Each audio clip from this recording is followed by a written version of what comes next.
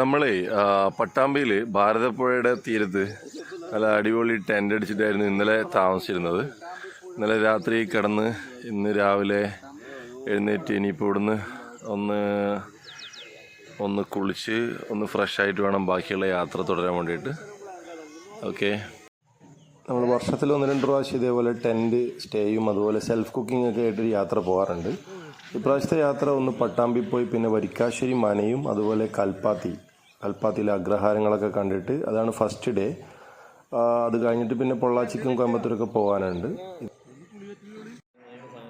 ചില സമയങ്ങളിൽ നമ്മൾ ഹോട്ടലിൽ നിന്ന് ബ്രേക്ക്ഫാസ്റ്റ് ഒക്കെ കഴിച്ചേക്കും. ഈ പ്രാവശ്യം അങ്ങനെ ചെയ്തിരുന്നു.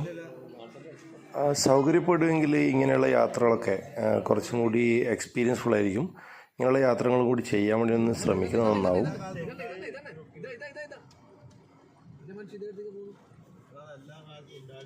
വരിക്കാശ്ശേരി മന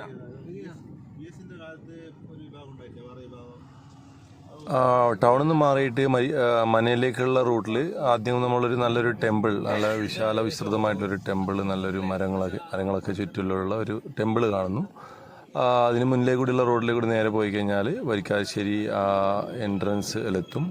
അവിടെ എഴുതിയിട്ടുണ്ട് പെർ ഹെഡ് 30 rupees. അങ്ങനെ ടിക്കറ്റ് എടുത്ത് ഇതാണ് കാണുന്ന മന. ഒരുപാട് സിനിമകളിലൊക്കെയുള്ള മനയാണ്. ഇതിൻ്റെ പിറകുവശത്തെ ഒരു കുളത്തിൻ്റെ സൈഡിലുള്ളൊരു ഇല്ലമാണ്, കുഞ്ഞില്ലം. അപ്പോൾ നമ്മൾ കാറൊക്കെ പാർക്ക് ചെയ്യാൻ വേണ്ടിയിട്ട് ഉള്ളിൽ ഒരുപാട് സ്ഥലമുണ്ട്, ഇഷ്ടംപോലെ സ്ഥലമുണ്ട്.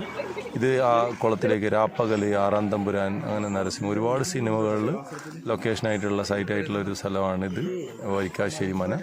ഇത് ആ കുളത്തിലേക്കുള്ള വഴിയാണ്. ആ വഴിയിൽ പിന്നെ നല്ല പച്ചപ്പുള്ള സ്ഥലമൊക്കെയാണ്. കുറച്ചപ്പുറ സൈഡ് ലെഫ്റ്റ് സൈഡ് ഒരു ടെമ്പിൾ ഉണ്ട്. അവിടെ പിന്നെ അങ്ങനെ എല്ലാവർക്കും ഒന്നും പെർമിഷൻ ഇല്ല കയറാൻ വേണ്ടിയിട്ട്.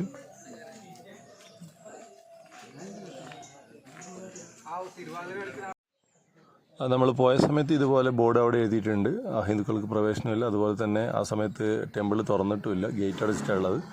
ആ ഗേറ്റിൻ്റെ ഉള്ളിലേക്ക് കൂടി ജസ്റ്റ് ഒന്ന് വീഡിയോ ഷൂട്ട് ചെയ്തതാണ്. വളരെ പഴക്കം ചെന്ന ഒരു അങ്ങനെ നമ്മൾ വരിക്കാശ്ശേരി മനയുടെ ഫ്രണ്ടിലെത്തി. നമ്മളെല്ലാവരും ഫ്രണ്ടിൽ നിന്ന് കുറച്ച് ഫോട്ടോസൊക്കെ എടുത്തിട്ട് ഈ പറയുന്ന മനയുടെ ഫ്രണ്ട് നല്ല വ്യൂ ആയിരുന്നു. ഇത് കാണുമ്പോൾ തന്നെ നമുക്ക് സിനിമകളൊക്കെ ഓർമ്മ വരും. ഒരുപാട് സിനിമകളിൽ മമ്മൂട്ടി, മോഹൻലാലൊക്കെ അഭിനയിച്ച ഒരുപാട് സിനിമകളിലുള്ള ലൊക്കേഷനാണ്. ഫ്രണ്ടിൽ നല്ല മ്യൂറൽ പെയിൻറ്റും നല്ല കിടിലം പോലത്തെ ഒരു മെയിൻ ഡോറുമാണ്. അത് തുറന്ന് നമ്മൾ ഉള്ളിലേക്ക് കയറി കഴിഞ്ഞാൽ സാധാരണ ഇല്ലത്തിന്, വലിയ 4-8 ഇല്ലത്തിനൊക്കെ കാണുന്ന മരപ്പണി കൊണ്ടുള്ള ഒരുപാട് കൊത്തുപണികളും മറ്റൊക്കെയുള്ള മരം കൊണ്ടുള്ള ഒരുപാട് ബീമും തുലാൻ, അതുപോലെ ഇഷ്ടം പോലെ മരങ്ങളുടെ തന്നെയാണ് ഏറെക്കുറെ അവിടുത്തെ പണിത്തരങ്ങൾ. നടുക്ക് വലിയൊരു പിന്നെ നടുമുറ്റമുണ്ട്. അതിൻ്റെ സൈഡിലെല്ലാം നമ്മൾ സിനിമയിൽ കണ്ട കുറേ സീനുമൊക്കെ ഇങ്ങനെ ഓർമ്മ വരും. ആറാം തമ്പുരാനിലൊക്കെ മഞ്ജു വാര്യർ കോടി വരുന്ന സീനും സൈഡിൽ ഇതേപോലെ സൈഡിലൊക്കെ ഒരുപാട് റൂംസൊക്കെ ഉണ്ട്, പലതരത്തിലുള്ള വലിപ്പമുള്ള റൂംസൊക്കെ ഉണ്ട്. ഇതിങ്ങനെ അതിനൊരു കോട്ടയാട് ഇങ്ങനെ സൈഡിൽ ചുറ്റും ഇങ്ങനെ നമുക്ക് നടക്കാനൊക്കെ സ്ഥലമുണ്ട്, വരാന്തയുണ്ട്. നമ്മൾ സാധാരണ കാണുന്ന ഒരുപാട് ഇല്ലങ്ങളുടെ അകത്തളങ്ങൾ പോലെ തന്നെ വലിയ റൂമുകളും പലതരത്തിലുള്ള പഴയകാലങ്ങൾ ഉപയോഗിച്ചുകൊണ്ടിരുന്ന ഹാളുകളൊക്കെ ഈ വരിക്കാശ്ശേരി മനയ്ക്കും നമ്മൾ കണ്ടു. നല്ല ഉത്തരങ്ങളൊക്കെ എല്ലാം മരപ്പണിയിൽ ഒതുങ്ങുന്നതാണ്. വരിക്കാശ്ശേരി മന നമ്മൾ ഏറെക്കുറെ കണ്ടു. അടുത്ത വരാന്തകളും കാര്യങ്ങളെല്ലാം തൊട്ടടുത്തുള്ള മനകളെല്ലാം കണ്ടിട്ട് നേരെ കൽപ്പാത്തിയിലേക്ക് പോയി. കൽപ്പാത്തിയിൽ അവിടുത്തെ വളരെ പ്രധാനപ്പെട്ട രഥോത്സവം നടക്കുന്ന ടെമ്പിളാണ് ഈ കാണുന്നത്. ടെമ്പിളിൻ്റെ ഉള്ളിലേക്ക് കയറിയാൽ ഇവിടെ സൈഡിലെല്ലാം ഒരുപാട് ചെറിയ വീടുകളും അവിടുത്തെ അന്തേവാസികൾ താമസിക്കുന്ന സ്ഥലങ്ങളൊക്കെ ഉണ്ട്. പിന്നെ വലതുവശത്തൊരു നല്ല പുഴയുണ്ട്.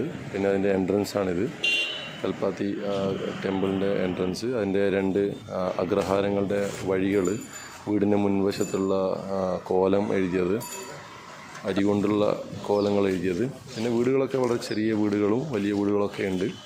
അഗ്രഹാരം എന്ന് പറയുന്നത് 2 സൈഡിലും ഒരുപാട് വീടുകളും അതുപോലെ അറ്റത്ത് മാല പോലെ, ഹാരം പോലെ അറ്റത്തൊരു ലോക്കറ്റ് പോലെയാണ് കോവിലുണ്ടാവുക.